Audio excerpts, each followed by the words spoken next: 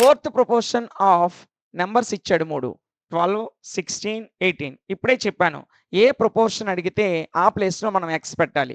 So ఇచ్చినటువంటి digits 12 ఒకటి, 16 ఒకటి, 18 ఒకటి, ఫోర్త్ది అడిగాడు కాబట్టి ఫోర్త్ ప్లేస్లో ఎక్స్ పెట్టాలి. ఇలా 4 టర్మ్స్ ఇస్తే దాని యొక్క ప్రపోర్షన్కి ఫార్ములా ఏంటంటే ఏడి ఇంటూ బీసీ. ఇక్కడ ఏడి యొక్క ప్రోడక్ట్ అనేది బీసీకి ఈక్వల్ అవుతుంది. సో ఫార్ములా వచ్చేసి AD is equal to BC అవుతుంది.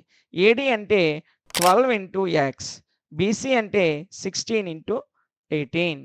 సో ఈ 12 ఇటువైపు వస్తే డివిజిబుల్ అవుతుంది కాబట్టి 16 ఇంటూ 18/12. ఓకేనా?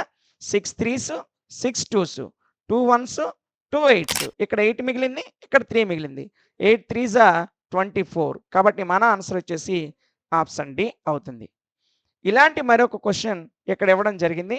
ఈ ప్రాబ్లమ్ని సాల్వ్ చేసి దీని యొక్క ఆన్సర్ని మన యొక్క కామెంట్ సెక్షన్లో తెలియజేయండి. ఇలాంటి మరిన్ని వీడియోస్ కొరకు మన ఛానల్ని ఫాలో అవ్వండి. Thank you.